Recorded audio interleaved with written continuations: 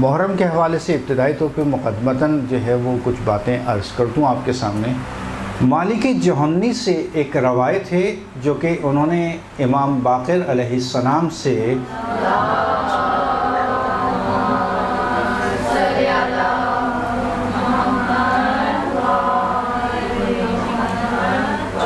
حدیث نقل کی ہے۔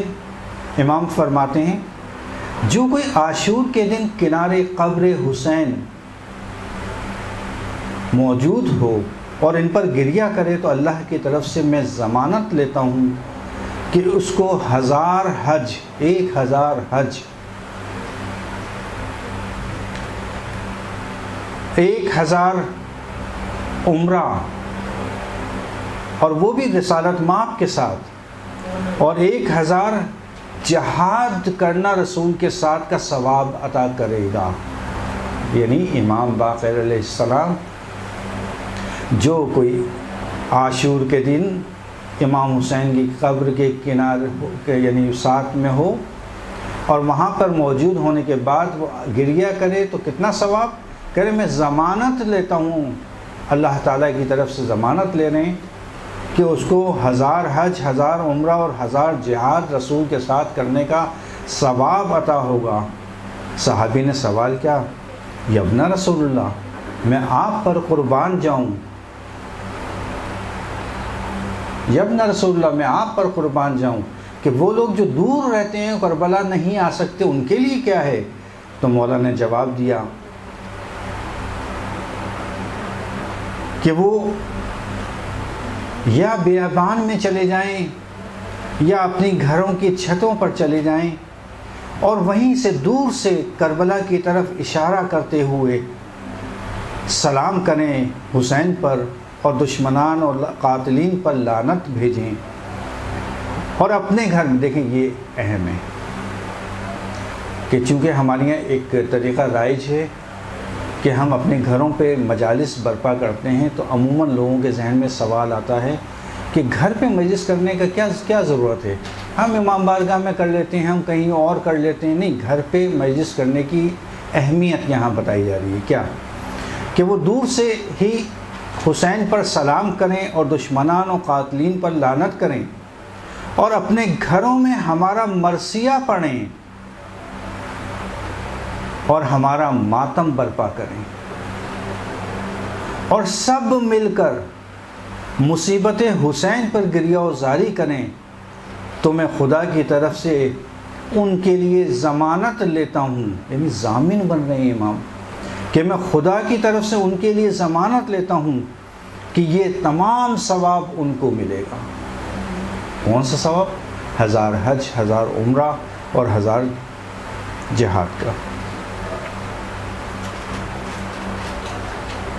صحابی نے فوراً کہا مولا یہ تمام ثواب فقط اس عمل پر؟ تعجب کے ساتھ بولا، اس کو تعجب پر ہوتا ہے اتنا ثواب؟ امام علیہ السلام نے جواب دیا، اے جوہنی نہ فقط یہ ثواب بلکہ تمام انبیاء و اولیاء و مرسلین نے جو مصیبتیں راہ خدا میں اٹھائی ہیں ان کے تمام ان مصیبتوں کے اٹھانے کا جو ثواب ہے وہ بھی ان کو عطا ہوگا۔ یعنی اہمیت بتائی جا رہی ہے کہ مجالس کا برپا کرنا اپنے گھروں پہ کتنی زیادہ اہمیت رکھتا ہے۔ اس کا ایڈریس کامل الزیارات میں ابن قولیہ نے صفحہ 174 پر یہ روایت بیان کی ہے۔ کامل الزیارات، کتاب کامل الزیارات ابن قولیہ صفحہ 174۔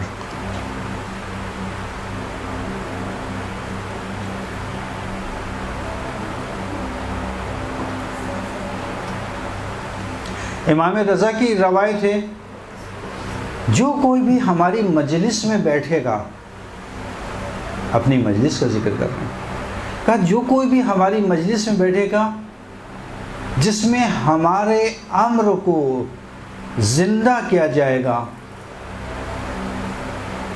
اس کا دل کبھی نہیں مرے گا، جس دن سب کے دل مر جائیں گے، یعنی قیامت کی طرف اشارہ ہے۔ کہ جس دن سب کے دل مر جائیں گے اس دن اس مومن کا جو مجلس کرے گا، جو مجلس میں شرکت کرے گا، اس کا دل زندہ رہے گا۔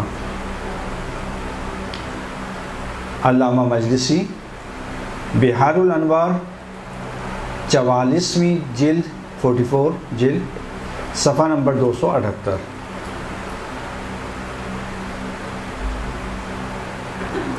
رسالت مآب صلی اللہ علیہ وآلہ وسلم سے روایت ہے کہ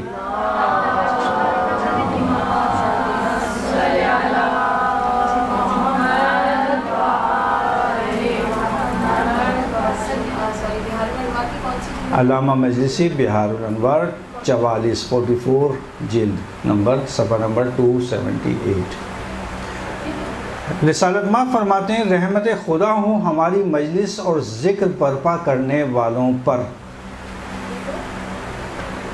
رسالت مآب فرماتے ہیں رحمت خدا ہو، خدا کی رحمت ہو ان افراد پر کہ جو ہماری مجالس اور ذکر برپا کرتے ہیں، مجلس منعقد کرنے کا ثواب، اور اس میں شرکت کرنے والوں پر جو مجالس میں شرکت کرتے ہیں۔ شیخ مفید اعمالی شیخ مفید صفحہ نمبر 222۔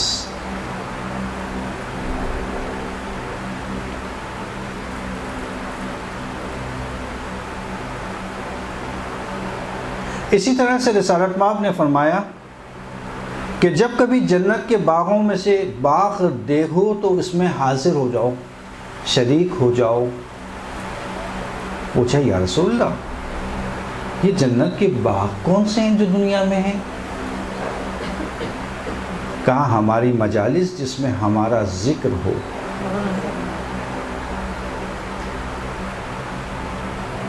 علامہ فہد ہلی ابن فہد ہلی کتاب عدت الداعی صفحہ نمبر 253 253۔ ابن فہد ہلی عدت الداعی کتاب کا نام، عین دال تا چھوٹی، یہ جو تا ہوتی ہے اس طرح سے بنتی ہے تو عدت الداعی، دائی الف لام دال الف عین یہ داعی، عدت الداعی، ابن فہد ہلی صفحہ نمبر 253۔ اسی طرح سے چھٹے امام کی روایت ہے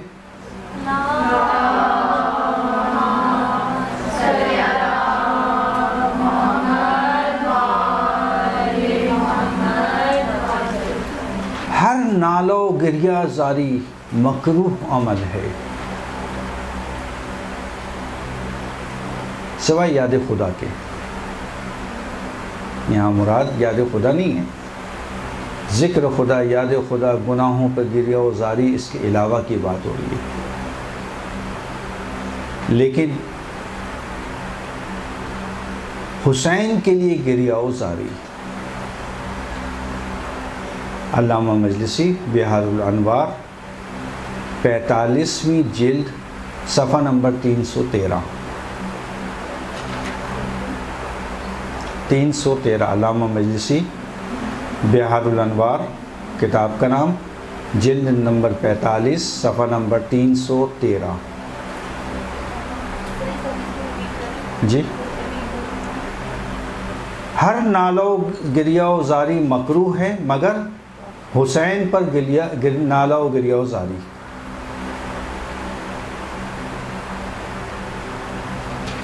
اسی طرح سے امام جعفر صادق علیہ السلام کی دوسری روایت کہ فرماتے ہیں کہ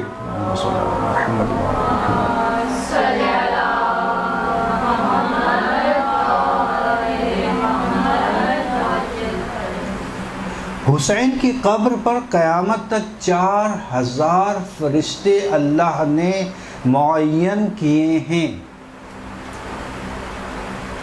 کہ جو ان کے اوپر گریہ و زاری کرتے ہیں۔ کامل الزیارات صفحہ نمبر 19۔ 8ویں امام سے روایت ہے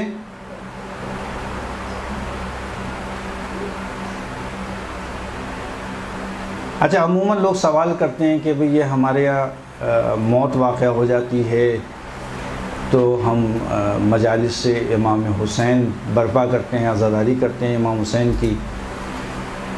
اسی حوالے سے یہ روایت بہت اہمیت کی حامل ہے کہ اس روایت کو حتماً یاد کریں کہ 8ویں امام سے اصل میں ہمارے لیے امام معصوم کا قول، فعل اور تقریر تینوں چیزیں حجت ہیں.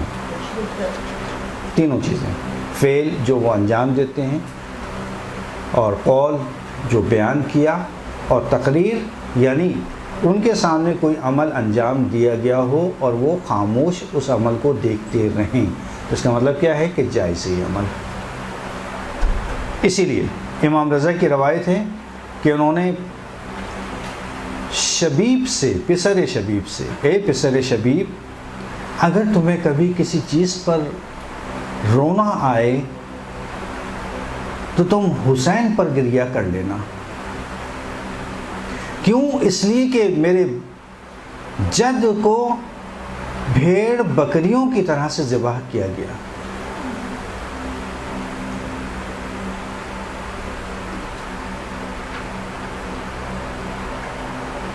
علامہ مجلسی بہار الانوار 44ویں جلد صفحہ نمبر 286.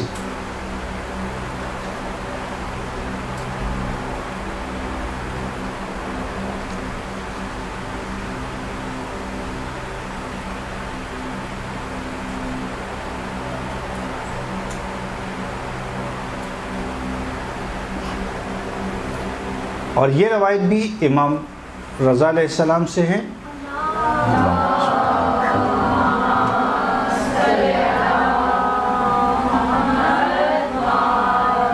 کہ امام نے فرمایا رونے والے حسین جیسے پر گریہ کریں.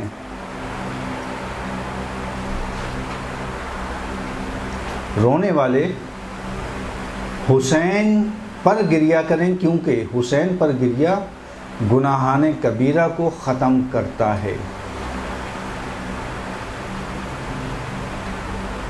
یعنی حسین پہ فقط ایک آدمی گریہ کر لے خود اس کے گناہ کی کمی کا باعث بنتے ہیں. علامہ مجلسی بہار الانوار 44ویں جلد صفحہ نمبر 284.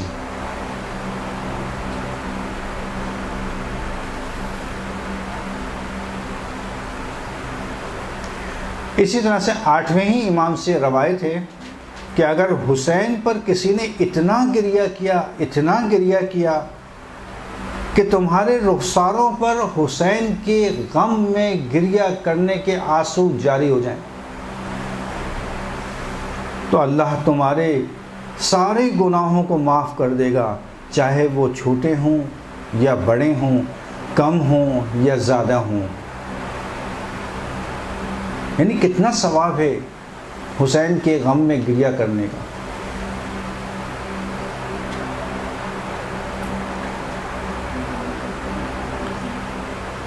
اعمالی شیخ صدوق صفحہ نمبر 112.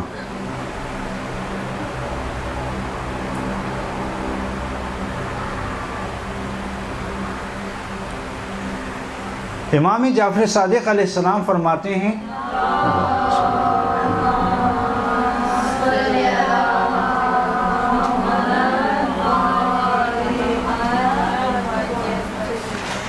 ایسی کوئی آنکھ نہیں کہ ہم پر گریہ کرے مگر یہ کہ ہم اس کو آب کوثر سے سیراب کریں گے.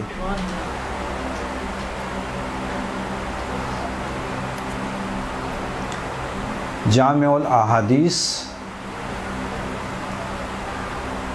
جلد نمبر 2 صفحہ نمبر 554 554.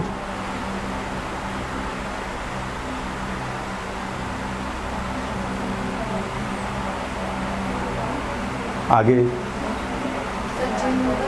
جلد نمبر 2. اسی طرح سے چھٹے امام سے دوسری روایت، اللہ نے ہر چیز کا ثواب معین کیا ہوا ہے تم نے فلاں نیکی کی اس کا اتنا ثواب، تم نے فلاں کام کیا اس کا اتنا ثواب، تم نے اتنا کام کیا ایسا کام کیا اس کا تمہیں اتنا ثواب ملے گا۔ اسی لحاظ سے فرما رہے ہیں کہ اللہ نے ہر نیکی کا ہر ثواب کا کو معین کیا ہوا ہے، مگر وہ آنسو وہ اشک جو ہمارے غم میں بہائے جائیں، یعنی غم حسین میں بہائے جائیں، یعنی اس کا کوئی ثواب معین نہیں ہے، اتنا ثواب ہے۔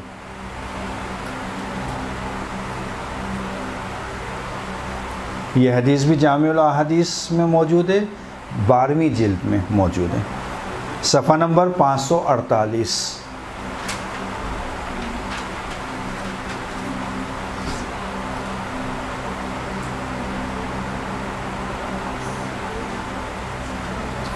چھٹے امام سے روایت ہے،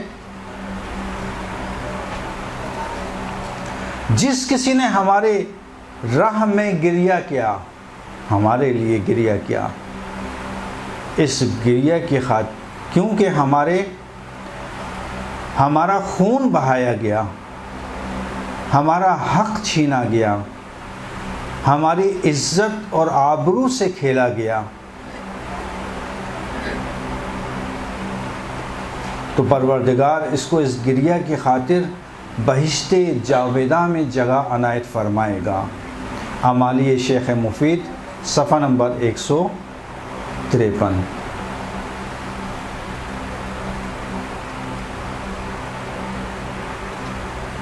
آٹھویں امام سے روایت، اگر تم چاہتے ہو کہ جنت کے اعلی درجے پر فائز ہو تو ہمارے غم میں غم زدہ ہو جاؤ، غمگین ہو، اور ہماری خوشی میں خوش۔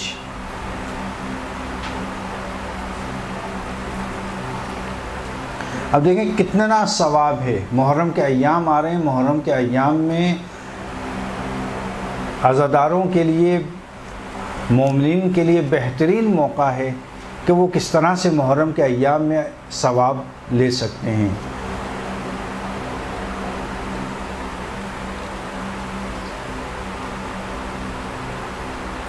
امام جعفر صادق علیہ السلام فرماتے ہیں،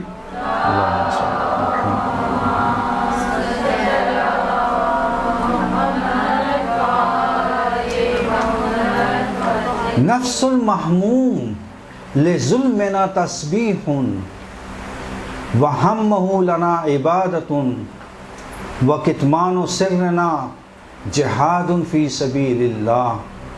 کیا فرمایا کہ ہماری مظلومیت پر اگر کوئی غمزدہ ہوتا ہے، غمگین ہوتا ہے، اس کا ہر سانس تسبیح ہے۔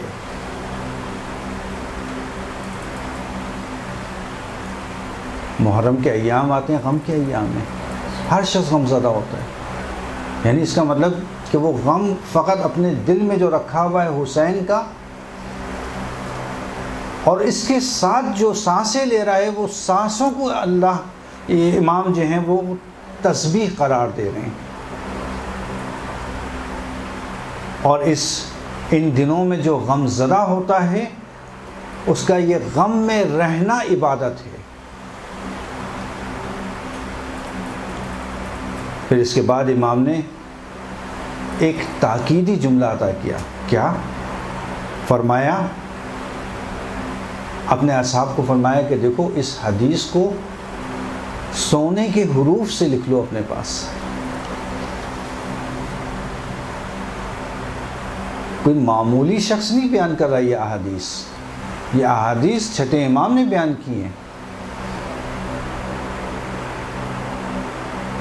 جو کہ حجت ہیں ہم پر، کہ تمہارا فقط غمزدہ ہونا یہ تسبیح، تمہاری سانسیں تسبیح کہلائیں گی۔ بہت ساری چیزیں ایسی تھیں جو ہمارے معاشرے میں رائج تھیں کہ جن میں اب کمی آ رہی ہے، اور مسلسل کمی آ رہی ہے، یہ صحیح نہیں ہے۔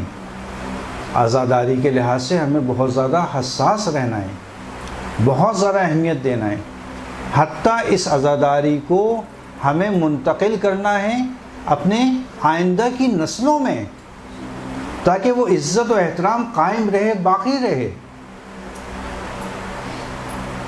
ہمیں اچھی طرح یاد ہے کہ جب ہمارے بڑے بزرگ ہوا کرتے تھے، اب وہ خواتین کا طریقہ تھا کہ بہت ہی زیادہ ایج والی تھیں، ہماری مختلف جو رشتہ دار تھے، اب محرم کا مہینہ شروع ہوتا تھا۔ اب دیکھیں کم علمی انسان کو کہاں سے کہاں پہنچاتی ہے۔ اس وقت ظاہر ہے کہ ہمارے پاس اتنا علم تو نہیں تھا۔ محرم کا چاند دیکھا اور رونا شروع کر دیا، گریا شروع کر دیا۔ یہ ہم نے اپنی آنکھوں سے دیکھا ہے، یعنی یہ وہ چیز نہیں ہے کہ ہم نے سنی ہو اور وہ نقل کر رہے ہیں، کہیں پڑھی ہو اور آپ کے سامنے نقل کر رہے ہیں، نہیں، ہم نے اپنی آنکھوں سے دیکھی یہ چیز۔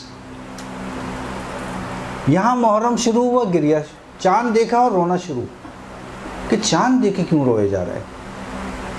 اچھا چوڑیاں ہاتھوں میں ہوتی تھیں، وہ ان کا ایک دیکھیں، اب میں نہیں کہہ رہا کہ یقینی طور پہ جو غم حسین میں انہوں نے خلوص کے ساتھ عمل انجام دیا، اس کو پروردگار بغیر اجر کے نہیں چھوڑے گا۔ چوڑیاں ہاتھ میں، ہم نے نہیں دیکھا آج تک انہوں نے چوڑیاں اتاری ہیں، ہمیشہ توڑ دیتی ہیں چوڑیاں۔ دیکھیں بعض چیزوں کا تعلق جو ہے وہ ہم فقہ اور شریعت سے نہ جوڑیں۔ ہو سکتا ہے کہ فقہ اور شریعت کے اندر اس کا کوئی ذکر نہ ہو، لیکن بالآخر ایک معاشرے کی رسم ہے، اس لیے کہ عزاداری ڈیپینڈ کر رہی ہوتی ہے آپ کے اپنے عرف کے اوپر، کہ آپ کے معاشرے میں کس چیز کو عزاداری کہا جاتا ہے۔ ہر وہ چیز جو آپ کے معاشرے میں عزاداری کہا جاتا ہے اس پر آپ کو عمل کرنا ہے۔ ٹھیک ہے، ان کے معاشرے کے اندر یہ تھا رائج، چوڑیوں کو وہ لوگ توڑا کرتے تھے محرم کے پہلے چاند رات کے دن، چاند رات میں توڑا۔ میں نے اپنی زندگی میں کبھی نہیں دیکھا کہ چارپائی پہ سو رہا ہوں، محرم کے ایام آئے چارپائی الٹی کر دی، بستر نیچے آ گیا، بستر نیچے آ گیا۔ اور بڑے بزرگ جو ہمارے تھے وہ پان کھاتے تھے، پورے 10 دن، بہت مشکل کام ہے یہ جو پان کا عادی ہو، پورے 10 دن پان تک، کہ نہیں عاشور تک تو کم از کم پان نہیں کھانا۔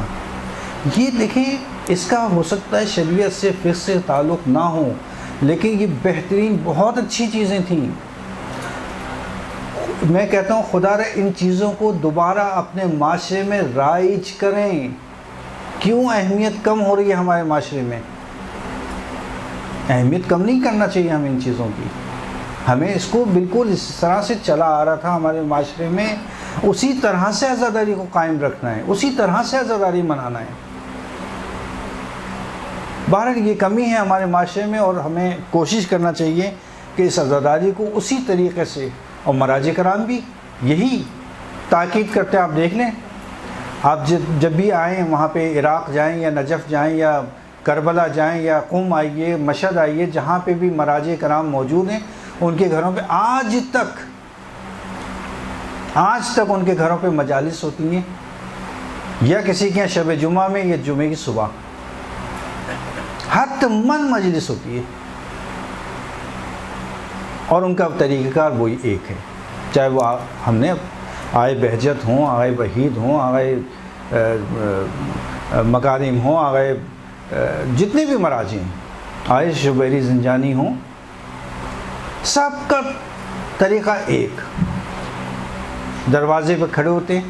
اب ضعیفی کا عالم اس وقت، آئے وحید کی ایج تقریباً 99 کے قریب ہے، آئے وحید کی ایج، اب اس 99 سال کا ایک ضعیف شخص، اچھا ماشاءاللہ سے حافظہ دیکھیں آج بھی درس خارج دے رہے ہیں۔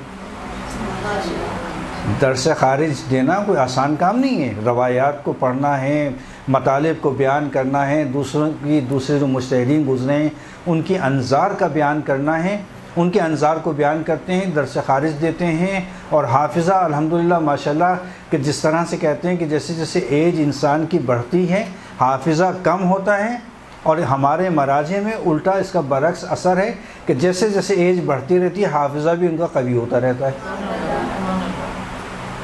اسی حافظے کے ساتھ درس خارج آج بھی جاری ہے، اچھا اب دیکھیں ہمارے جتنے بھی مراجع ہیں سارے کے سارے 70-80 سے اوپر ہیں، 70-80 سے نیچے تو کوئی ہے ہی نہیں۔ آئے سستانی 86 کس وقت ہیں، آئے وحید 99 سال کے۔ اور اس ضعیفی کے اندر احترام اتنا زیادہ ہے مجالس کا کہ آج بھی سارے کے سارے مراجع دروازے کو بیٹھے رہتے ہیں، جیسے کوئی آیا اپنی جگہ سے کھڑے ہو گئے، بہت شکریہ، سب کا ایک ایک کا شکریہ ادا کرتے ہیں کہ بہت شکریہ کہ آپ مجلس حسین میں تشریف لائے۔ ہر ہفتے ان کا یہ طریقہ ہے۔ یقیناً کوئی تو اس میں ایک چیز ہے عزاداری میں کہ اتنی زیادہ اہمیت دیتے ہیں وہ لوگ، یعنی ان کی محبت دیکھیے۔ آپ آغا مرشی نجفی کو دیکھیے، آغا مرشی نجفی آخری عمر تک اس طرح سے عزاداری کرتے تھے کہ آخر میں انہوں نے وصیت کی، مشہور و معروف وصیت ہے، سب کو اندازہ ہے، سب کو معلوم ہے۔ کیا وصیت کی تھی کہ میرے سیاہ لباس ہے جو میں نے ہر عزاداری میں پہنا میرے ساتھ رکھنا، میرے رومال کو، ایک رومال تھا، اب میں بیان کروں گا آگے آداب کے اندر، ایک خاص رومال تھا سیاہ رنگ کا، ہمیشہ اس کو آنسو پوچھنے کے لیے استعمال کرتے تھے۔ اچھا بہت سے علماء کو میں نے دیکھا ہے یہ امام حسین کی عزاداری میں گریہ کرنا، اس کو کس طرح سے آپ کے سامنے بیان کروں کہ میں نے یہ دیکھا ہے اپنی آنکھوں سے کہ یہ علماء کرام جس وقت آنسو جاری ہوتے ہیں، ان آنسوؤں کو لے کر مثلا اگر کسی کے سر درد کا مسئلہ ہے، کسی کے کہیں درد کا مسئلہ ہے، وہاں پہ ان آنسوؤں کو ملتے ہیں۔ یقیناً اللہ نے ان آنسوؤں میں شفا رکھی ہے، تبھی ایک یہ چیز۔ دوسری کہ جس وقت واقعاً دل سے آپ کے امام حسین کے غم کی خاطر دل غمگین ہو جائے، واقعاً درد ہو دل میں، جو مشکل آپ کی ہے، جو پریشانی ہے، اس وقت آپ بلند کریں دل میں، چاہے کہ اس غم کے صدقے میں مشکل فلاں حل ہو جائے۔ موارد بتائیں علماء نے، جس میں ایک مورد یہ کہ جس میں واقعاً درد ہو دل میں، اس وقت دعا مانگنا، وہ قبولیت ہے۔ اسی طرح آئے مرشی نجفی نے ہمیشہ ایک رومال رکھا پوری زندگی میں، اور اس رومال سے ہمیشہ اپنے آنسو پوچھا کرتے تھے۔ تو کیا وصیت کی؟ کہا دیکھو یہ میرا رومال ہے، میں نے اس میں جو آنسو بہے ہیں غم حسین میں، ان آنسوؤں کو اس رومال میں جمع کیا ہے، دیکھو یاد رکھنا جب مجھے دفنانا تو اس رومال کو میرے سینے پہ رکھ دینا۔ بس ان آنسوؤں میں جو غم حسین میں بہ رہے ہیں، یقینی طور پہ کوئی تو تاثیر ہے کہ اتنی بڑی وصیت کی جا رہی ہے۔ دوسری وصیت، تیسری وصیت آئے مرشی نجفی کی، تیسری وصیت کیا وصیت؟ کہا جب مجھے غسل کفن دے دینا، اس کے بعد میرے جنازے کو حرم معصومہ میں لے جانا، حرم معصومہ میں لے جانے کے بعد میرے جنازے کو رکھ دینا، اور رکھنے کے بعد میرے عمامے کو جو میں ہمیشہ اپنے سر پر باندھا کرتا تھا، اس عمامے کو کھولنا، اور اس عمامے کو کھول کر ایک سرا اس کا میرے جنازے کے ساتھ باندھنا اور ایک سرے کو زری سے باندھنا، اور جب باندھ دینا تو اس کے بعد کسی شخص کو مقرر کرنا کہ اس وقت ایک مصائب کا ذکر کریں۔ اچھا مصائب، میں اگر ہوتا تو شاید میں پوچھتا آئے مرشی سے کہ مصائب کا آپ نے کہا ہے، ہم کوئی بھی مصائب پڑھ دیں؟ کہ نہیں، سارے مصائب نہیں، خاص مصائب کا ذکر کرنا اس وقت۔ کیا کہا کہ حسین کی، کربلا میں حسین کی آخری رخصت کا بیان کرنا، کربلا میں حسین کی آخری رخصت کے مصائب پڑھنا۔ اسی لیے ہم دیکھتے ہیں جتنے بھی ہمارے مراجع گزرے، نہیں پتہ اس میں کیا راز پوشیدہ ہے، واللہ مجھے بھی نہیں پتہ یہ راز، اس میں کیا راز پوشیدہ ہے۔ جتنے مراجع گزرے سب نے ایک خواہش ظاہر کی کہ دیکھو ہمارے جب جنازے پہ جانا تو ہمارے جنازے کو دفن کرنے سے پہلے آخری رخصت حسین کی پڑھنا۔ کیوں؟ اس لیے کہ معروف ہے کہ آقا مرشی نجفی کے پاس جس وقت ظافر جن آیا ملاقات کے لیے، جب وہ حیات تھے،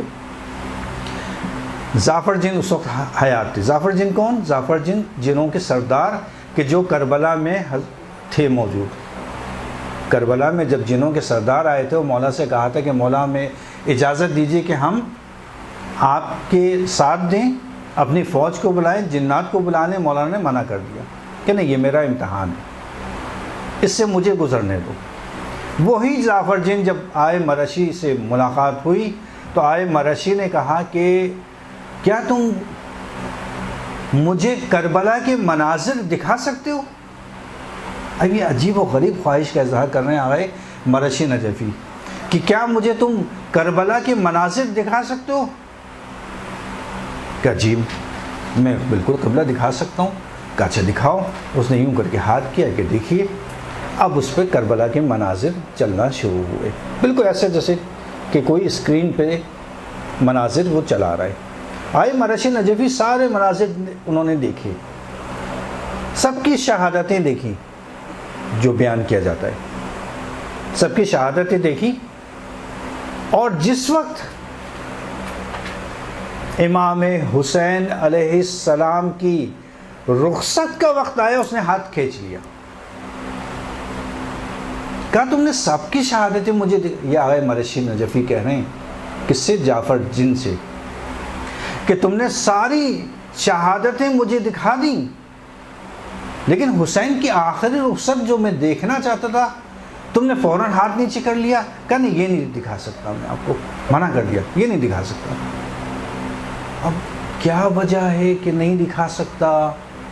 ممکن ہے کہ یہ ہو کہ یہ انتہائی سخت ہے فاطمہ زہرا کے لیے، کہ شاید اس لیے نہیں دکھا سکتا میں، اور شاید ہو سکتا ہے یہی وجہ ہو کہ ہمارے جتنے بھی علماء کرام، جتنے بزرگان ہیں کہ جن کا انتقال ہوتا ہے، سب کے سب ایک خواہش کرتے ہیں کہ ہمارے جنازے پر یا ہماری قبر پر کھڑے ہو کر کسی کو مقرر کرنا کہ وہ آخری رخصت امام حسین پڑھے۔ اب یہ راز وہ لوگ جانیں کہ کیا راز ہے اس میں۔ اسی لیے یہاں پہ بھی تاکید یہی ہے کہ جب جنازہ اٹھے کسی کے مرحومین کا تو ذکر حسین انتہائی ثواب، اور خاص طور پہ اگر 2 منٹ کے مصائب آخری رخصت امام حسین کی پڑھیں، جو راز اس میں پوشیدہ ہے وہ ان کو انشاءاللہ اجر و ثواب ملے گا۔ بہرحال آپ کے وقت ہے آرام کا، آپ لوگ تھوڑا سا ریسٹ کر لیجئے، اس کے بعد انشاءاللہ دوسرے حصے میں انشاءاللہ کوشش کریں گے کہ آج اس کو ہم کمپلیٹ کر دیں۔ کچھ آداب ہیں، کچھ استحباب ہیں، کچھ اعمال ہیں محرم کے، وہ کوشش کریں گے کہ آج حتماً آپ کے سامنے بیان کر دیے جائیں۔ ایک مرتبہ صلوات پڑھیں محمد وعلیہ جی۔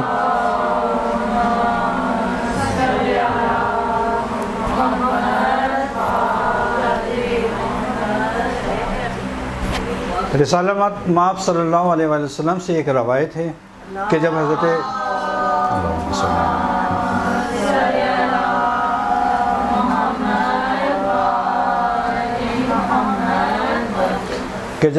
رسالت مآب نے حضرت فاطمہ زہرا سلام اللہ علیہا کو خبر دی کہ امام حسین کے ساتھ، میرے حسین کے ساتھ کیا واقعہ ہوگا کربلا میں، تو انہوں نے کہا کہ کون ہوگا کہ جو اس وقت گریہ کرے گا، آپ ہوں گے، اس طرح کی پوری روایت۔ اس کے بعد آخر میں کہا نہیں، میں قوم کو اللہ تعالیٰ خلق کرے گا کہ جو حسین پر گریہ کرے گی۔ اس کے بعد کہا کہ ان کا اجر کیا ہوگا بابا؟ اصل یہ ہماری روایت جو سنانے جا رہا ہوں، پہلے وہ واقعہ ہے پورا، وہ ایک روایت کی شکل موجود ہے، وہ آپ لوگوں نے سب نے سنا ہوا ہے، اور اس کو میں نے پچھلے درس میں بیان کر چکا ہوں اس چیز کو، اس کے آگے کی چیز میں بیان کر رہا ہوں کہ اب یہاں پہ سوال کیا حضرت زہرا نے کہ ان کا اجر ثواب کیا ہوگا کہ جو میرے حسین پر گریہ کریں گے؟ تو پھر رسالت مآب نے فرمایا فاطمہ قیامت کے دن ہر آنکھ گریہ ہوگی، یعنی ہر آنکھ رو رہی ہوگی، مگر وہ آنکھیں کہ جس نے حسین کے غم میں آنسو بہائے، یعنی ہر آنکھ گریہ کرے گی قیامت کے دن مگر وہ آنکھیں جس نے حسین کے غم میں گریہ کیا، یہ آنکھ قیامت کے دن خندہ ہوگی، یعنی مسکرا رہی ہوگی، اور اسی کو جنت کی خوشخبری سنائی جائے گی۔ علامہ مجلسی بحار الانوار 44ویں جلد صفحہ نمبر 293۔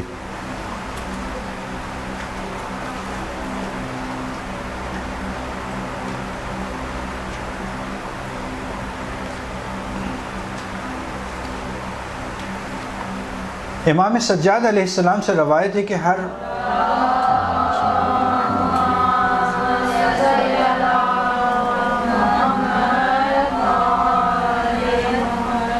چوتھے امام سے روایت ہے کہ ہر مومن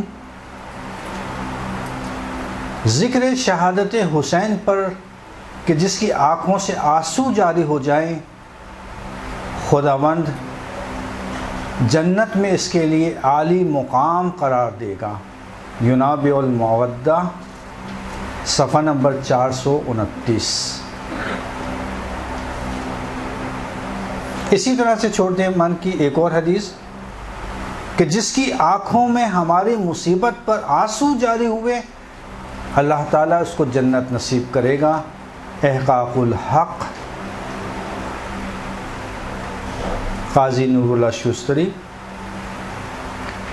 جلد نمبر 5 صفحہ نمبر 523۔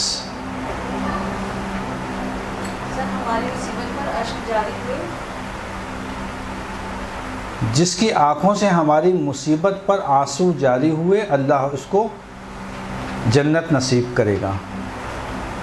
احقاق الحق جلد نمبر 5 صفحہ 523۔ اسی طرح سے خود امام حسین علیہ السلام فرما رہے ہیں، کیا خود حسین فرما رہے ہیں کس کے لیے؟ اپنے لیے۔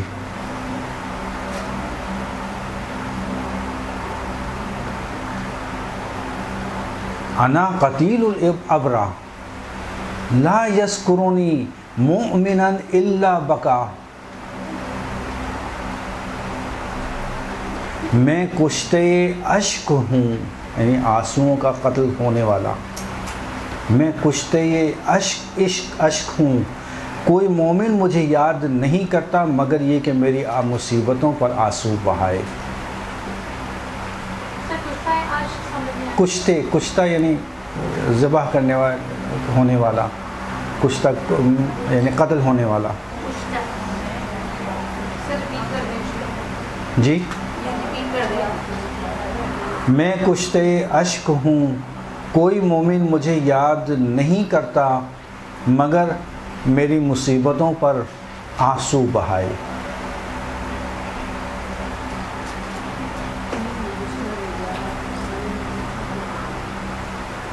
چھٹے امام کی روایت، امام فرماتے ہیں جس کسی کے درمیان ہمارا ذکر ہو،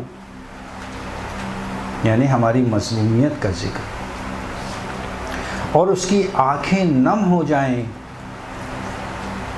پروردگار اس کے چہرے کو آتش دوزخ کے لیے حرام قرار دے دیتا ہے۔ جس کسی کے درمیان ہمارا ذکر ہو اور اس کی آنکھیں نم ہو جائیں تو پروردگار اس کے چہرے کو آتش دوزخ پر حرام قرار دیتا ہے۔ علامہ مجلسی بحار الانوار 44ویں جلد صفحہ نمبر 285۔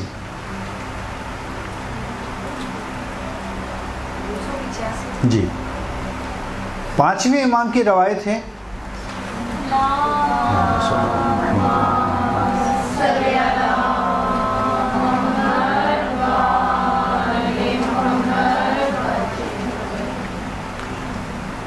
امام کے سامنے شاعر اہل بیت کمیت یا کمیت، اب تلفظ کیا ہے اس کا، یہ میں نہیں دیکھ سکا.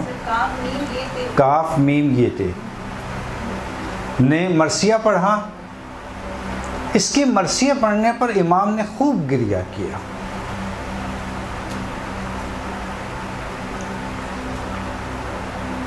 امام نے خوب گریہ کیا اور اس کے بعد اپنے سر کو بلند کیا، یعنی سر کو اٹھایا اور فرمایا کوئی ایسا مومن نہیں جو ہماری یاد منائے یا اس کے سامنے ہمارا ذکر ہو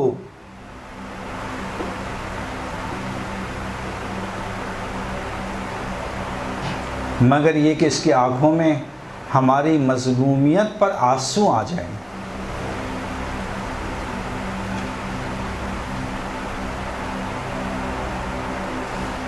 اللہ تعالیٰ ایسے شخص کو جنت میں محل دے گا اور اس پر آتش جہنم کو حرام قرار دے گا. الغدیر علامہ امینی. اور اس پر آتش جہنم کو حرام قرار دے گا، یعنی اس کے لیے آتش جہنم حرام ہوگی. علامہ امینی کتاب الغدیر جلد نمبر 2 صفحہ 202 جلد نمبر 2 صفحہ نمبر 202.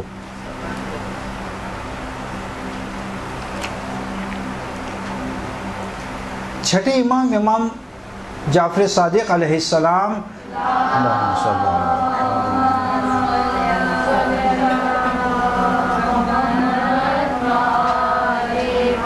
عزاداروں کے لیے خاص طور پہ ایک دعا فرما رہے ہیں. کیا دعا فرما رہے ہیں؟ امام کے سامنے ایک عزادار آیا. امام نے اس کو دیکھا اور فرمایا اللہ تمہارے اشکوں پر رحمت نازل فرما.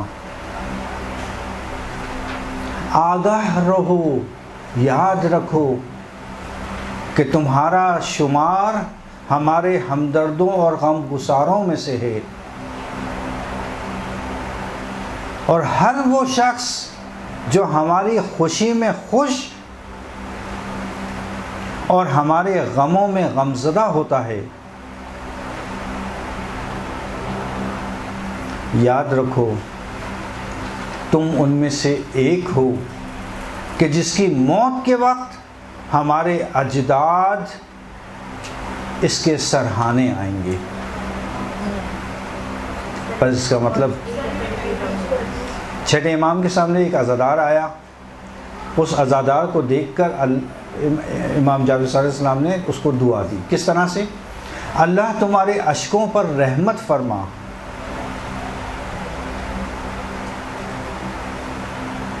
تمہارے آنسوؤں پر رحمت نازل فرما.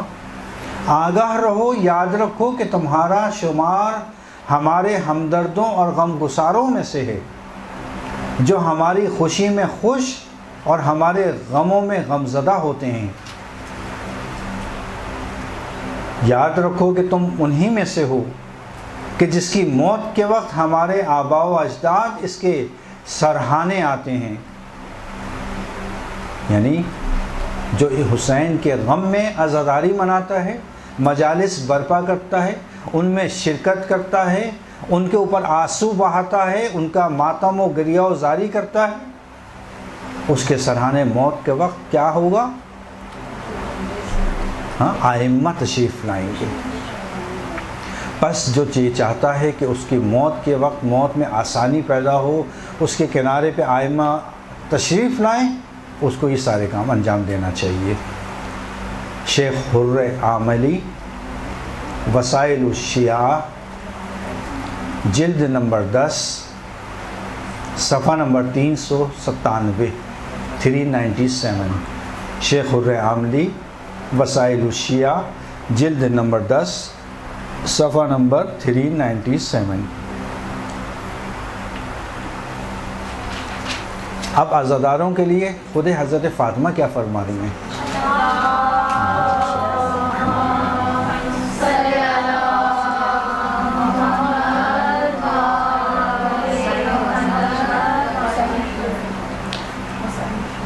حضرت زہرا فرما رہی جب تمام وہ لوگ، اب غور سے سنیے گا کیا عظمت ہے عزادار کی، کہ تمام وہ لوگ کہ جنہوں نے حسین پر گریہ کیا ہو،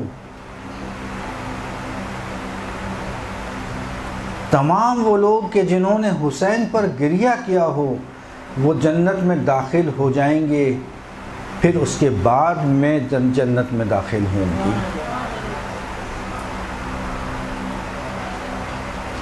کتاب البکا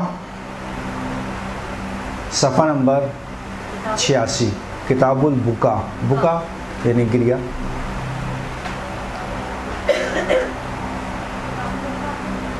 کتاب البکا صفحہ نمبر 86۔ اور چھٹے امام فرماتے ہیں کہ خدا حسین پر گریہ وزاری کرنے والوں پر سے عذاب کرنے میں حیا محسوس کرے گا۔ قیامت کے دن پروردگار عزاداروں پر عذاب کرنے میں حیا محسوس کرے گا۔ یہ بھی کتاب البکا صفحہ نمبر 94۔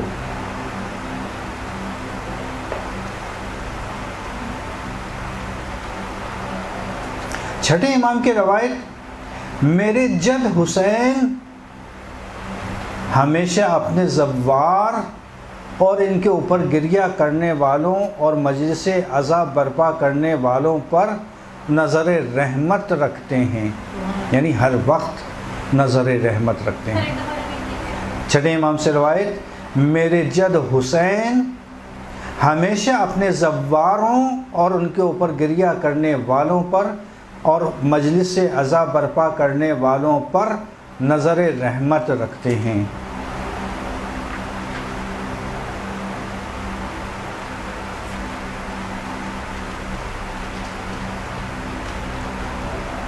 کتاب اکثیر العبادات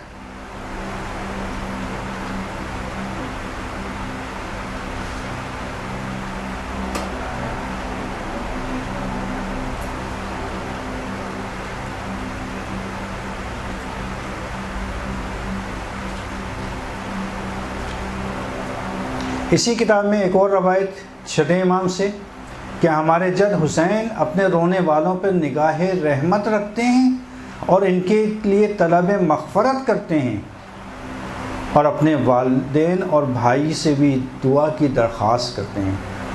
کتاب اکثیر العبادات۔ چھٹے امام سے روایت ہے، ہمارے جد حسین اپنے رونے والوں پر نگاہ رحمت رکھتے ہیں اور ان کے لیے طلب مغفرت کرتے ہیں۔ کتنی بڑی اہمیت کی بات ہے کہ انسان اگر حسین کے غم میں غمزدہ ہو اور ان پر گریہ کرے تو حسین اس کی مغفرت کو طلب کرتے ہیں، اور فقط وہ خود نہیں طلب کرتے بلکہ اپنے والدین اور اپنے بھائی سے یعنی امام حسن سے درخواست کرتے ہیں کہ اس کے لیے جس نے مجھ پر گریہ کیا ہے اس کے لیے طلب مغفرت کرو۔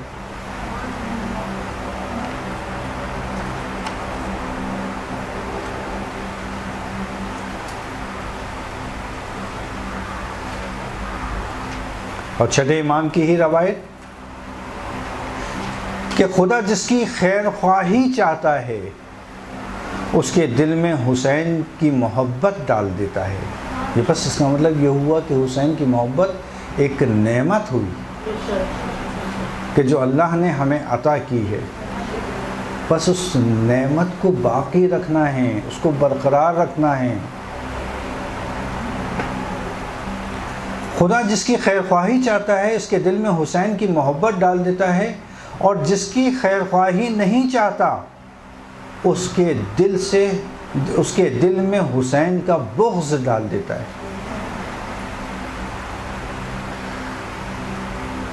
شیخ الرعاملی وسائل الشیعہ جلد نمبر 10 صفحہ نمبر 388۔ اسی طرح سے یہی حدیث بہار الانوار میں علامہ مجلسی بہار الانوار اور کی 98 جلد صفحہ نمبر 76 76۔ چھٹے امام کی روایت، گریہ کرنے والا اپنی جگہ سے نہیں اٹھتا کہ اللہ اس کے گناہوں کو معاف کر دیتا ہے، بالکل اس طرح سے کہ جیسے ابھی اپنی شکم مادر سے آنے والا بچہ۔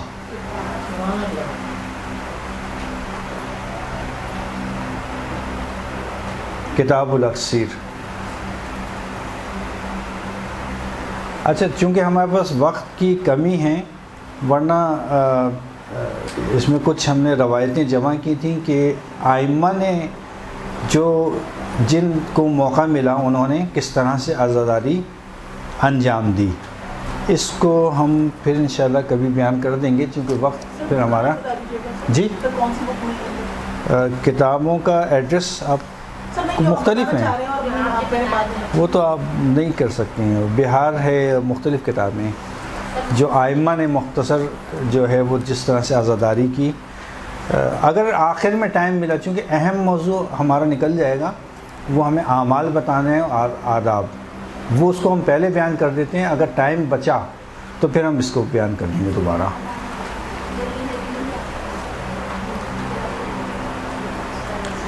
جس طرح سے ہم نے پہلے بیان کیا تھا آپ کے سامنے کہ محرم الحرام ایک احترام والا، حرمت والا مہینہ ہے، تو اس کے بھی کچھ نہ کچھ اعمال ذکر کیے گئے ہیں۔ سب سے بڑا عمل جو اس مہینے میں وہ سب کو معلوم ہے، اور وہ ہے عزاداری۔ یہ خود ایک عبادت ہے، اور حتیٰ اس مہینے میں اگر کوئی شخص سیاہ لباس، کالا لباس پہنتا ہے تو مراجع کرام کے نزدیک اس کا استحباب، بعض کے نزدیک استحباب ثابت ہے، مستحب ہے، اور بلکہ جو مجتہدین استحباب کے قائل نہیں ہیں، حد اقل راجح ضرور کہتے ہیں کہ دین کو مطلوب، اللہ کو مطلوب عمل، راجح کہتے ہیں ایک ایسا مطلوب عمل کہ جس کو پسند کی نگاہ سے دیکھا گیا، اس کو کہتے ہیں راجح۔ چونکہ منت میں بھی ایک مسئلہ یہ آتا ہے کہ منت اس چیز کی، اس عمل کی مانی جاتی ہے کہ جو راجح عمل ہو۔ راجح کیسے کہتے ہیں؟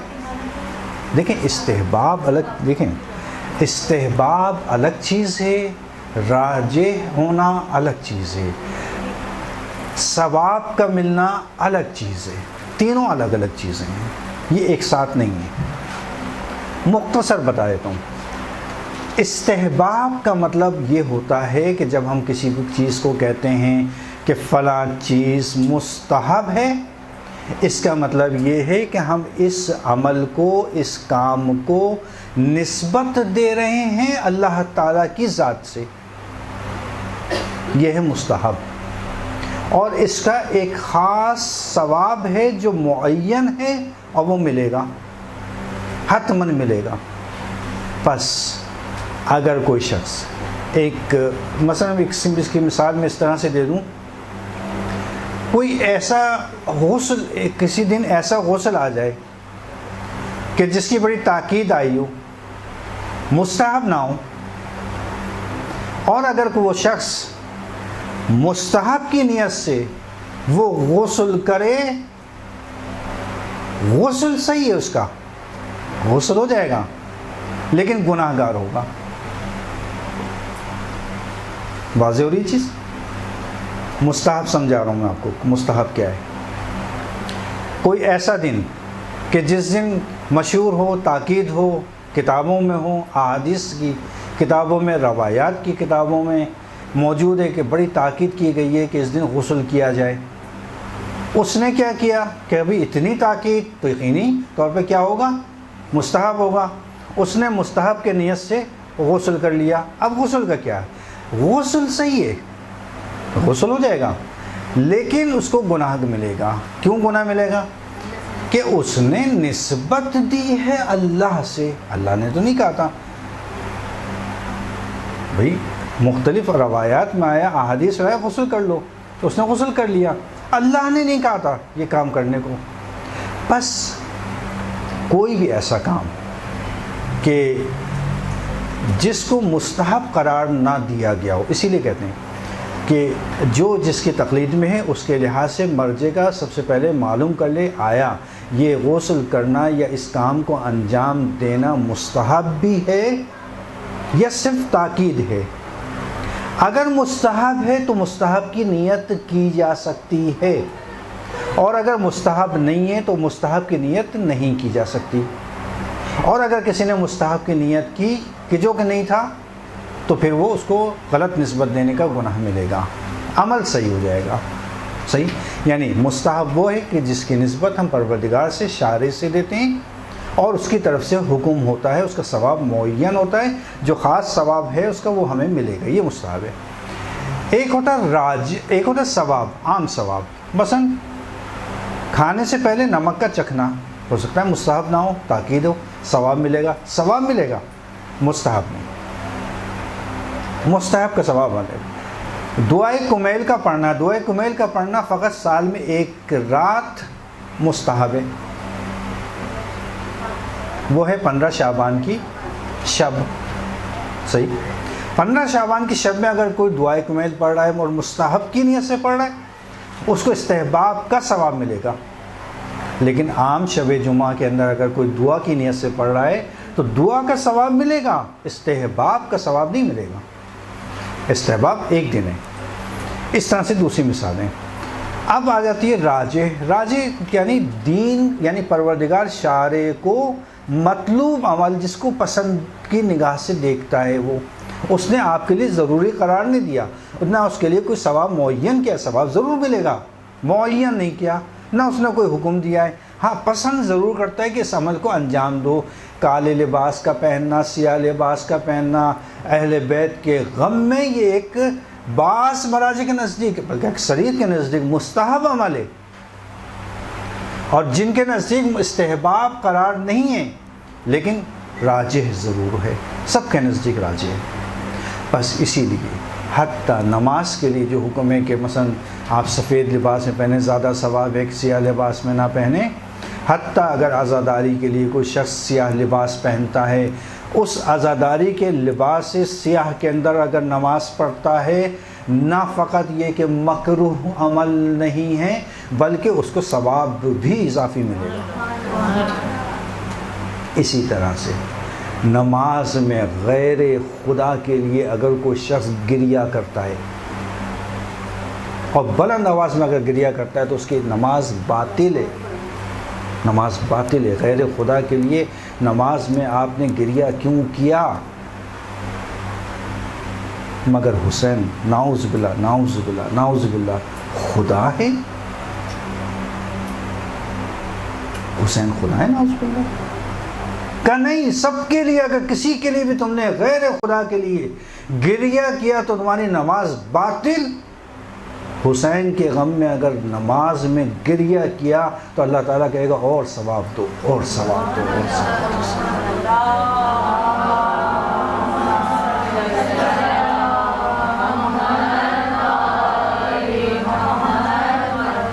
یہ ہے حسین کی عظمت.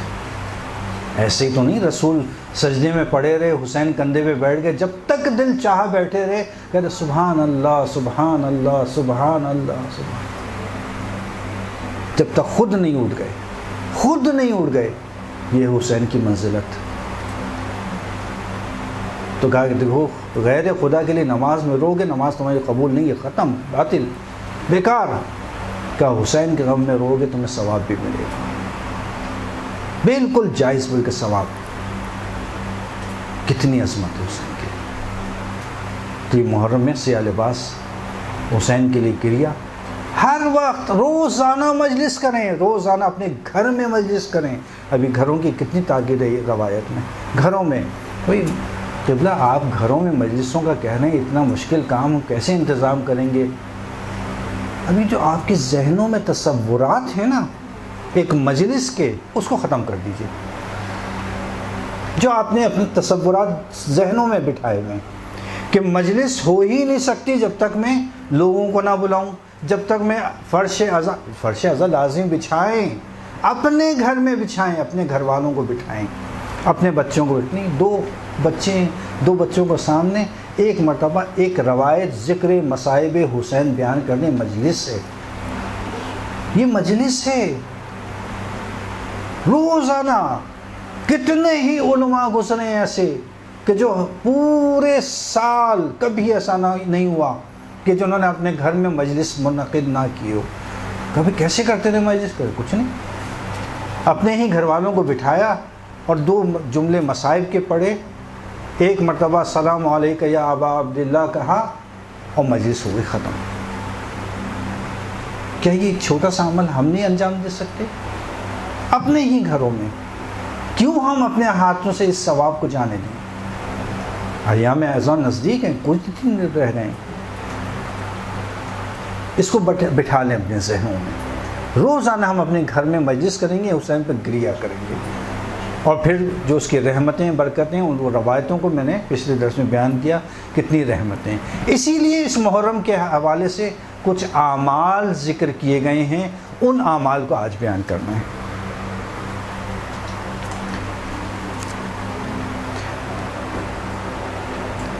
شب اول میں محرم کی کچھ شب اول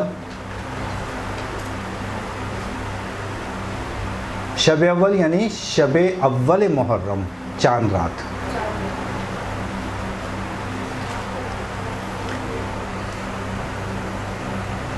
اچھا، کچھ دعاؤں کا ذکر ہے، کچھ نمازوں کا ذکر ہے. شب بیداری بہت زیادہ ہے، اس میں بہت زیادہ اہمیت ہے. شب بیداری کرنا اور قرآن کی کثرت کے ساتھ تلاوت کرنا یہ بیان کیا گیا ہے، اور یہ دعائیں جو ہیں مفاتیح میں ذکر ہیں. چونکہ ہمارے پاس وقت کی بہت زیادہ کمی ہو رہی ہے، اس لیے جو ہے وہ آپ مفاتیح سے دیکھ سکتے ہیں. پہلی محرم کو روزہ رکھنا، کیونکہ روایت ہے کہ 5ویں امام سے کسی نے پوچھا کہ مولا پہلی محرم کو روزہ رکھنے کا کیا ثواب ہے یا کیا اس کی اہمیت ہے؟ کہا اس لیے اس کو روزے کو قرار دیا گیا ہے کہ جناب زکریا نے آج پہلی محرم کو دعا مانگی تھی، اللہ نے اس دعا کو مستجاب کیا تھا اور اس کے قبول کیا تھا، اس لیے کہا ہے کہ روزہ رکھو، اور روزہ رکھنے کے بعد پہلی محرم کے حوالے سے دعا مانگو، انشاءاللہ تمہاری دعا قبول ہوگی. اور یہ روایت وسائل الشیعہ کی 7ویں جلد میں اور پہلی حدیث ہے، وہاں موجود ہے. اسی طرح سے تیسری محرم کو روزہ تمام مراجع کے نزدیک تقریباً مستحب ہیں، اور بعض جو روایات آئی ہیں اس میں جو ہے وہ حضرت یوسف کے حوالے سے ہے کہ تیسری محرم کو حضرت یوسف جو ہے وہ بعض روایات میں کنویں سے باہر آئے تھے، اور بعض روایت میں ہے کہ زندانی جو کیا گیا تھا ان کو آزادی ملی تھی اس دن. دعا قبول کی حدیث موجود ہے رسالت مآب سے کہ اس دن دعا قبول ہوتی ہے، روزہ رکھ کر دعا مانگو تیسرے دن. اور اسی طرح سے 7ویں محرم کو روزہ رکھنا، یہ اس کی بہت زیادہ تاکید ہے اور بہت مستحب قرار دیا گیا ہے.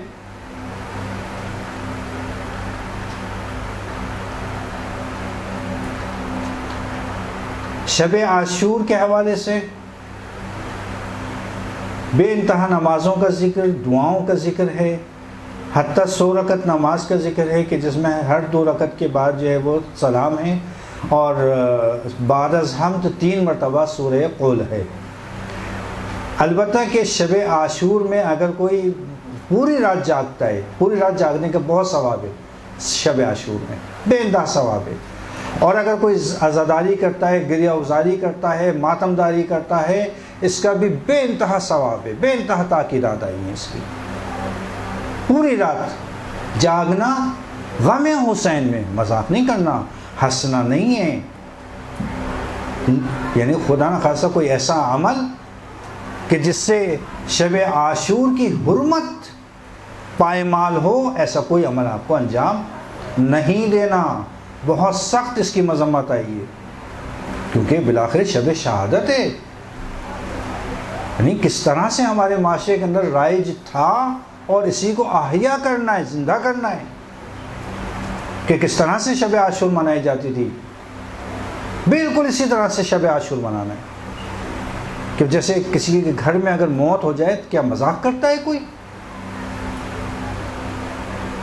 ہمارے مولا آقا پورا خاندان حضرت زہرا کا اس رات میں اس میں شہید ہو گیا، گھر اجڑ گیا ان کا، مگر کوئی ہو سکتا ہے جو مذاق کرے؟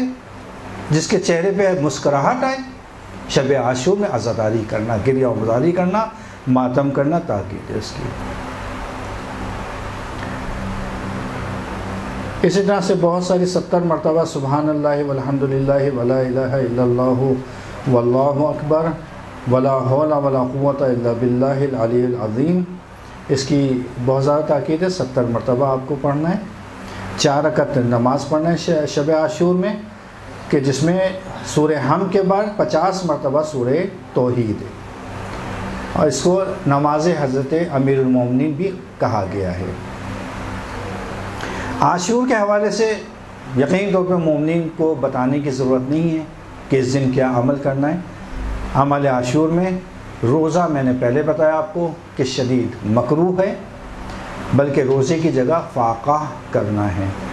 فاقہ یعنی ایک ایسی حالت کہ جس میں روزہ نہ ہو اور آپ کو کھانے پینے سے پرہیز کرنا ہے، فاقہ کرنا ہے. زیارت امام حسین پڑھنا ہے. عزاداری کثرت کے ساتھ انجام دینی ہے. اور اگر زائرین یا جلوس وغیرہ میں اگر کوئی پانی پلانا، شربت پلانا، نیاز تقسیم کرنا، بے انتہا ثواب ہے. روایات موجود ہیں، میں روایت نہیں پڑھ رہا وقت کی کمی کی وجہ سے. نیاز کا تقسیم کرنا، پانی پلانا، ہمارے مومن کو پانی پلاؤ، ہم یہ تمہیں عطا کریں گے. جس نے یہ کہ ہم پر احسان کیا، ہم اس کا احسان کا بدلہ قیامت کے دن دیں گے.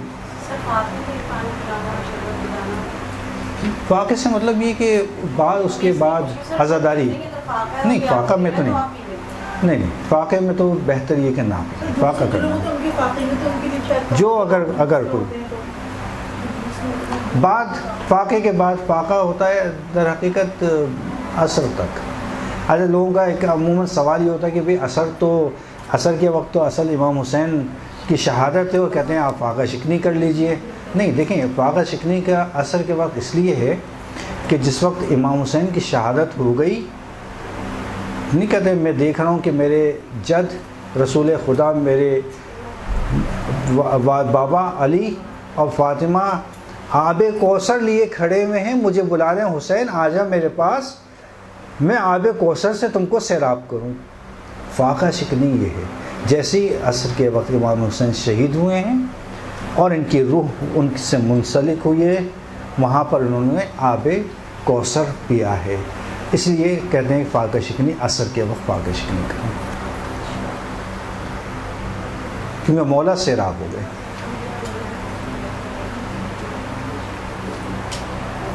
ایک 1000 مرتبہ اللہم لعن قتلۃ الحسین و اصحابہ. اور فاقہ شکنی کے لیے جو ہمارے پاس 1000 مرتبہ سورہ توحید کی تلاوت عاشور کے دن، 1000 مرتبہ سورہ توحید کی تلاوت. اور اسی طرح سے فاقہ شکنی کے لیے جو ہے وہ جو ہمارے پاس تاکید آئی ہے وہ آئی ہے کہ اگر کوئی شخص فاقہ شکنی کرے تو بہتر یہ ہے کہ تربت امام حسین سے فاقہ شکنی کرے. تھوڑی سی تربت خاک شفا، تھوڑی سی خاک شفا لے کر پہلے رکھے زبان پر، اس کے بعد پھر کوئی چیز کھائے. یعنی فاقہ شکنی بھی تربت حسین علیہ السلام سے.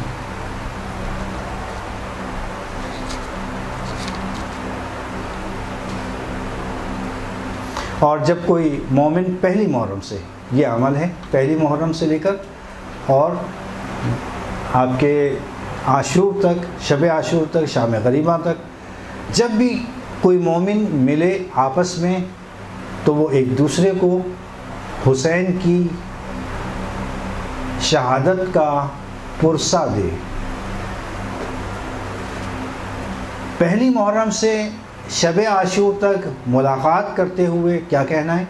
اعظم اللہ اجورنا و اجورکم بمصائبنا الحسین علیہ السلام. اعظم اللہ اجورنا و اجورکم بمصیبت یا مصائبنا حسین علیہ السلام. یہ پڑھنا ہے آپ کو، یعنی ایک دوسرے کو ذکر کرنا ہے.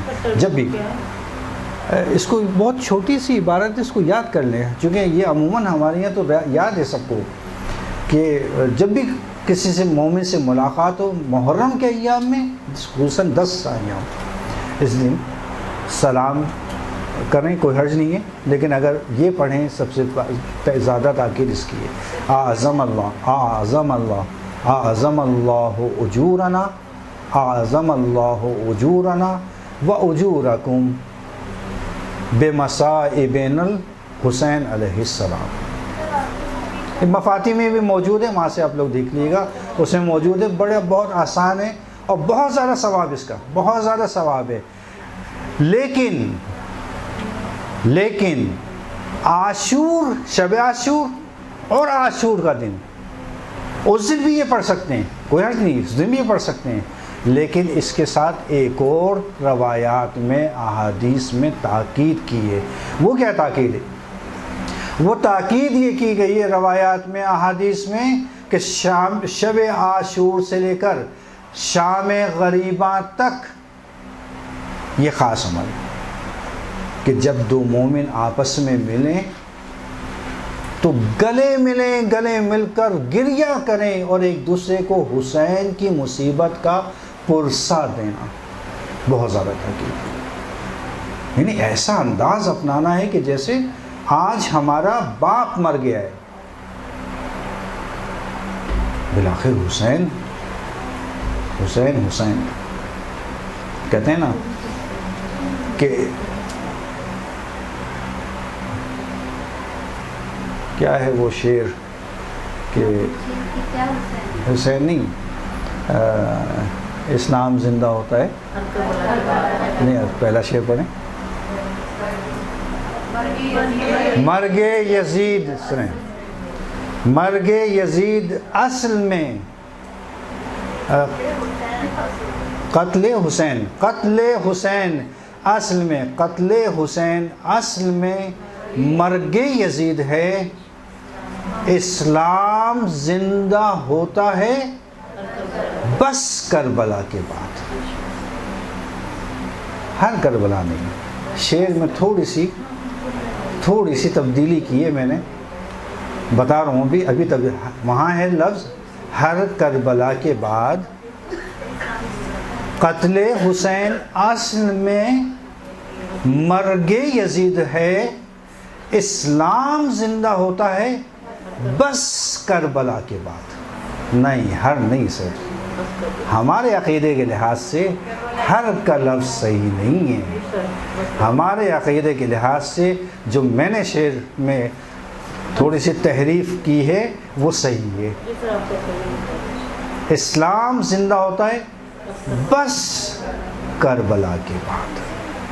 واقعی لوگ کہتے ہیں کہ شب عاشور سے شام غریبہ تک ایک دوسرے کو سلام نہ کرنا، دیکھیں سلام کرنا واجب تو ہے نہیں، واجب ہے مگر جواب دینا واجب ہے۔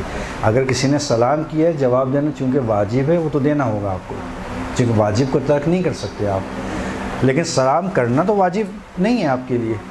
تو سب سے بہتر کیا ہے، اگر سلام کریں بھی تو ویسے تو کوئی حرج نہیں ہے، کر سکتے ہیں، لیکن وہی چیز اعظم اللہ اجورنا و اجورکم، ایسا مصیبت کا دن ہے کہ جس میں فقط اور فقط آپ کو یہ تسلیت دینی ہے۔ لیکن مجلس میں شرکت کے لیے کچھ آداب کا ذکر کیا گیا ہے، میں تیزی کے ساتھ پڑھ دیتا ہوں چونکہ آپ لوگوں کا بھی ٹائم جو ہے وہ بہت زیادہ ہو گیا ہے۔ ایک، انسان کے پاس مجلس میں جانے کے بعد، مجلس میں جانے کا ثواب آپ کو اگر کسی کو اندازہ ہو جائے، مجلس میں جانے کے لیے سب سے پہلے روحی اور معنوی آمادگی، تصور کریں حسین کو، تصور کریں حضرت زہرا کو، تصور کریں رسول خدا کو، تصور کریں مولا علی کا کہ کس طرح سے حسین کی شہادت پہ یہ آئمہ گریہ کناں ہیں، کس طرح سے ان کی مصیبتوں پہ آنسو غمزدہ ہیں، اس کے تصور کے ساتھ آپ مجلس میں شرکت کریں، اس تصور کے ساتھ کہ بس میں مجلس میں جا رہی ہوں، پرسہ ہے دینا ہے حضرت زہرا کو ان کے بیٹے حسین کا، اس تصور کے ساتھ، نہ یہ کہ بھئی وہ 4 بجے وہ فلاں کیا مجلس ہے بس شکل دکھا کے آ جائیں گے، نہیں شکل نہیں دکھانی، شکل دکھانی چھوڑ دیں اس کو، مجلس میں نہ جانا بہتر، یا فلاں کیا جانا بھی 5 منٹ انکیاں بیٹھیں گے، 5 منٹ انکیاں بیٹھیں گے اس کے بعد چلے آئیں گے، نہیں نہ جائیں، بہتر ہے 5 منٹ نہ آپ 10 منٹ بھی بیٹھیں بیکار ہے آپ کو بیٹھنا. نہیں بیکار سے مطلب ثواب تو پھر بھی ملے گا, لیکن وہ اجر و ثواب نہیں ملے گا جو اس معنوی اور روحی آمادگی کا ملے گا. روحی اور معنوی کیسے لائیں گے؟ تصورات سے لائیں گے کہ میرا جانا قدم رکھنا اس فرش عذاب میں بیٹھنا کتنا ثواب ہے. نیت خالص نیت کے ساتھ مجلس ہے, بس مجلس میں جانا ہے, باقی کس کی طرف سے ہے, کون ملے گا کون نہیں ملے گا, کس سے بات ہوگی کس سے بات نہیں ہوگی, سب ثانوی چیزیں. خلوص نیت حسین کی مجلس میں جانا ہے.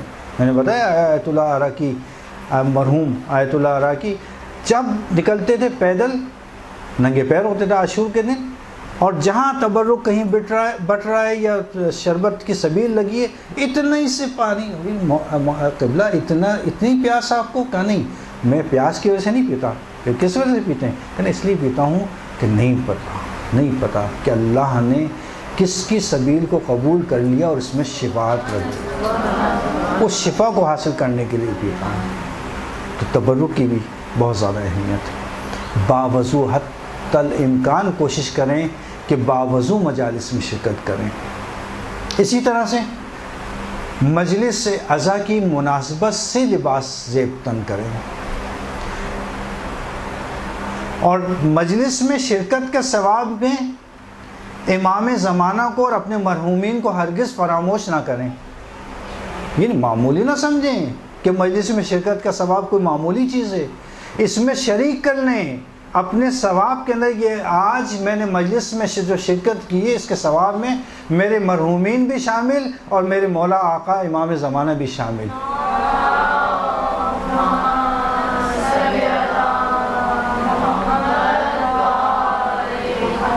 اگر کوئی شخص یہ کام کر سکتا ہے جو میں بیان کرنے جا رہا ہوں, جیسے آیا مراشی نجفی کا میں نے واقعہ بیان کیا کہ ایک رومال, ایک خاص رومال ہمیشہ کے لیے بنا لیں, 2 بنا لیں, 1 بنا لیں, 2 بنا لیں, جس میں اپنے آنسوؤں کو جمع کریں. یہ آنسو آپ کی شفاعت کریں گے قیامت کے دن, یہ آنسو آپ کی شفاعت کریں گے. رومال, ایک خاص رومال منہ پہ ملنے, بہت اچھی بات. میں نے کہا شفا کے لیے علماء کو دیکھا میں نے کہ ان آنسوؤں کو ملتے ہیں, ان آنسوؤں کو نہیں ملتے, لیکن ٹائم نہیں ہے ہمارے پاس. ان آنسوؤں کو, آپ آنسوؤں کی بات کر رہی ہیں.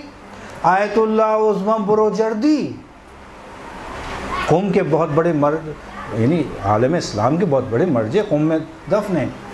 آئے بروجردی جس وقت جو ہے وہ مرجع کے سطح پر آنے والے تھے, یعنی اجتہاد کی منزلت طے کرنے والے تھے, اس وقت ان کی آنکھوں کی بینائی کم ہو گئی.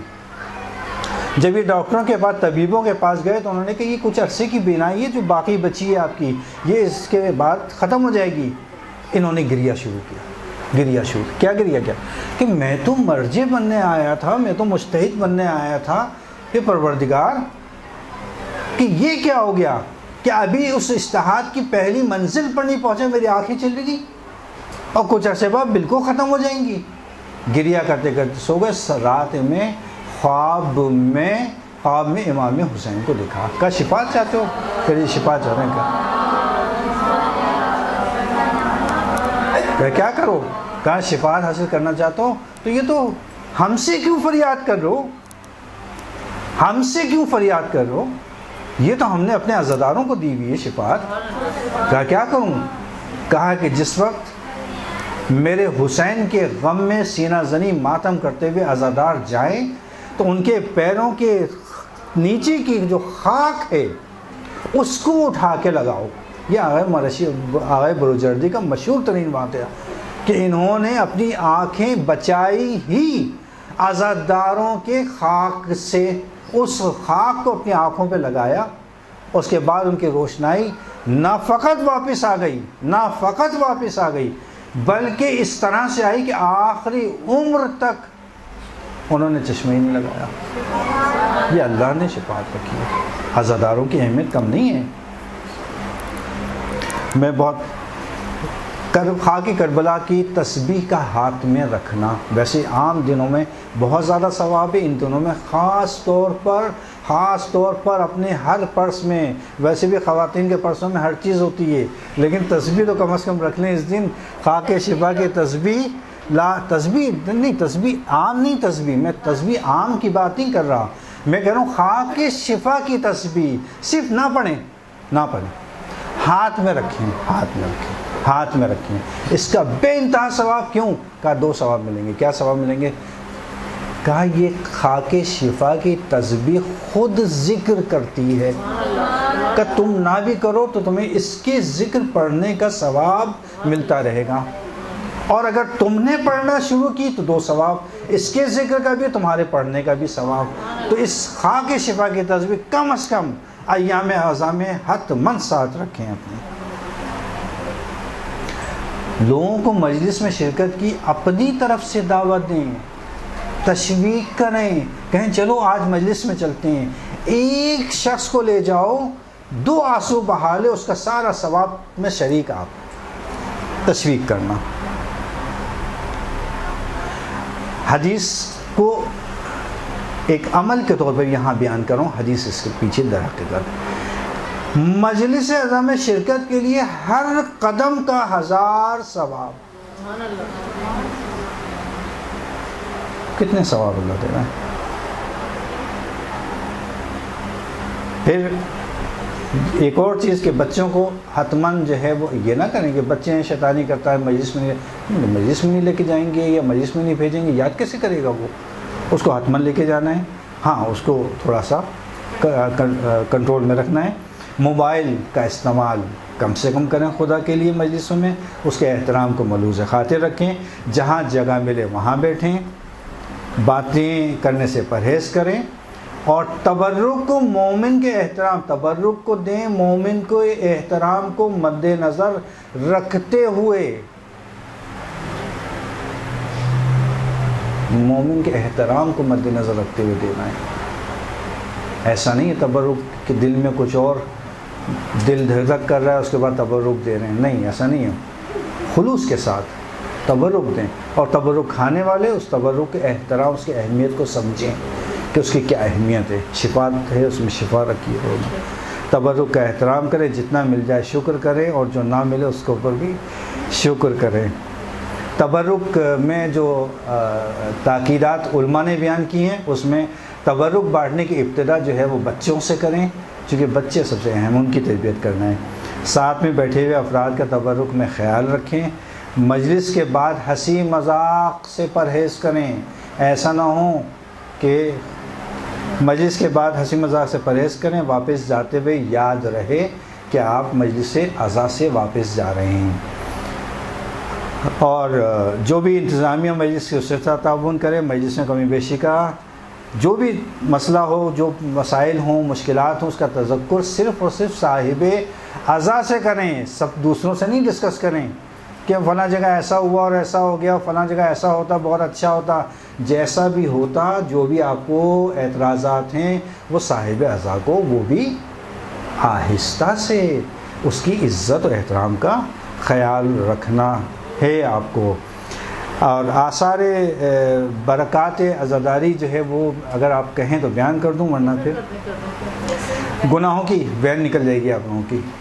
خیر چلے، گناہوں کی معافی کا باعث بنتی ہے، ثواب بے انتہا، تثبیت ایمان، ایمان کی استحکام کا باعث ہے، حسن عاقبت کا باعث ہے، تبلیغ دین کا باعث ہے، پیوند با آئمہ، لوگ کہتے ہیں کہ ہم آئمہ سے کیسے منسلک ہوں، کیسے متوسل ہوں، یہ مجالس سب سے بہترین ذریعہ ہیں، عامل بقائے اسلام ہے، استجابت دعا کا ذریعہ مجالس ہیں، تربیت گاہیں، چاہے بڑا ہو بچہ ہو، امیر ہو جاہل ہو عالم ہو، سب کی تربیت گاہ یہی مجلس ہے، مجلس سے کرنا اجر رسالت کا باعث ہے، عزاداری شفاعت ہے، عزاداری خود شفا ہے، نجات سکرات کے، موت کے سکرات سے اگر کوئی بچنا چاہتا ہے تو وہ عزاداری میں کرے اور عزاداری میں شرکت کرے۔ اچھا، یہ ساری چیزیں احادیث بھی ہیں کہ ہمارے جد آئیں گے اور سب اس کے پیچھے ہیں۔ خیر، بہت ساری چیزیں ایسی تھیں جو ہم نے شارٹ کر دیں وقت کی بنا پر، انشاءاللہ کہ اللہ تعالی ہم کو توفیق دے کہ ہم جس طرح سے ان کی خواہش ہے ائمہ کی کہ ہم عزاداری کو برپا کریں، اسی طرح سے انشاءاللہ توفیق دیں کہ ہم اس عزاداری کو برپا کریں انشاءاللہ، اور ہماری عزاداری کو، ہماری مرثیوں کو، ہمارے گریے و ماتم کو اللہ تعالیٰ قبول کریں۔ اور آخر میں فقط ایک درخواست کہ جیسا کہ میں نے آپ کو بتایا کہ عزاداری وہ مقام ہے کہ جو دعاؤں کی قبولیت کا ذریعہ ہے مجالس، صحیح، اس لیے آپ لوگوں سے خصوصی کو درخواست کہ اس بندے حقیر، اس بندے ناچیز کو جب کبھی اگر یاد آ جائے کسی موقع پر تو ایک مرتبہ دعا ضرور کیجیے گا، اپنی دعاؤں میں یاد رکھیے گا انشاءاللہ کہ اس عزاداری کے صدقے میں کہ جو آپ کی اپنی دعائیں ہیں وہ بھی پوری کرے اور جو ہماری دعائیں ہیں اس کو بھی اللہ تعالیٰ پوری کرے انشاءاللہ۔ محتاجی برحمتك يا أرحم الراحمين وصلى الله على محمد وآله